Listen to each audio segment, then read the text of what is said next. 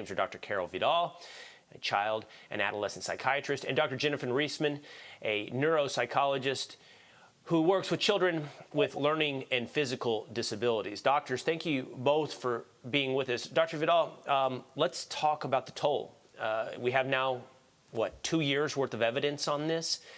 And we've talked anecdotally, suicides, depression, learning loss. What's happening to our children?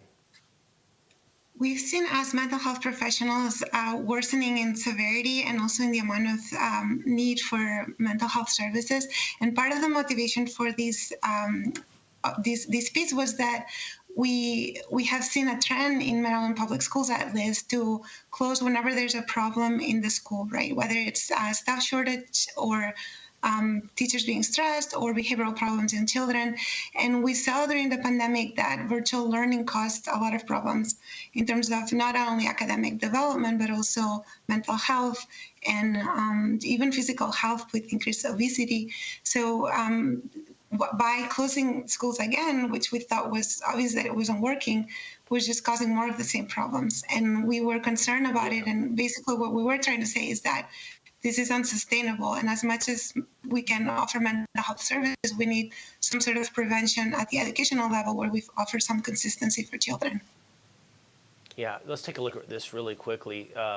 Dr. Reesman, 31% jump in mental health emergency department visits among kids age 12 to 17. And this number is just heartbreaking. 51% jump in visits among girls for suspected suicide attempts.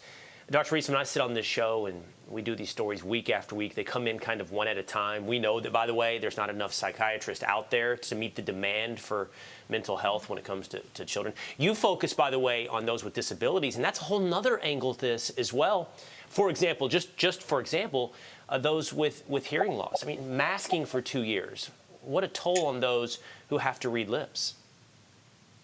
Yeah, I think one thing that we can't forget, and again, the data in our piece was really heartbreaking for us as mental health professionals to write.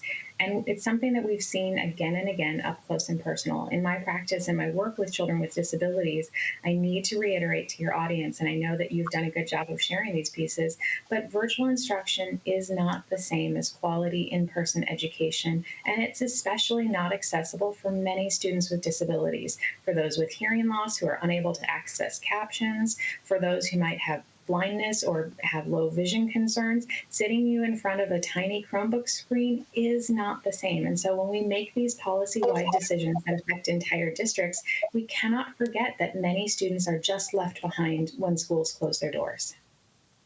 You know, Dr. Reesman, to that point, I'll go back to you on this one, Dr. Vidal.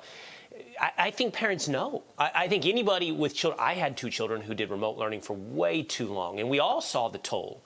So we all know it. We've experienced it. So why do we allow this to continue to happen, Dr. Vidal? Why do we allow, I don't know, school officials to shut down our learning environment?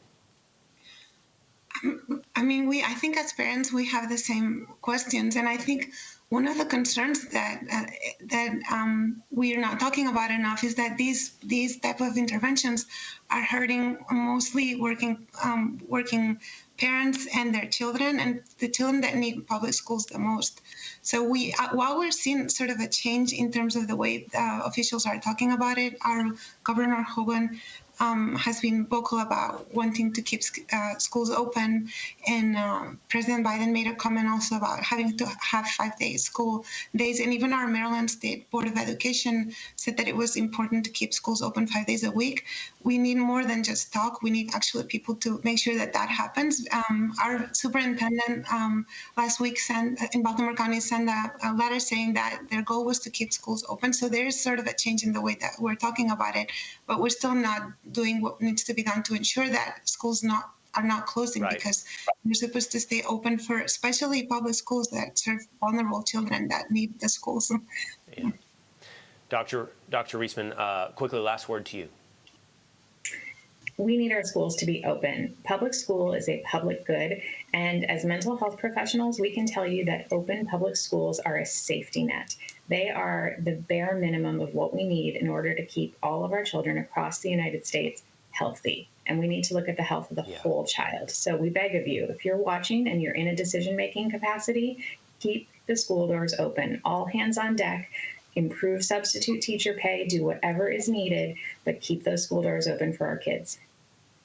Yes, stop taking out your failures on the most vulnerable. As always, the most vulnerable pay the price, to Dr. Vidal's point, the working class, and now the children as well.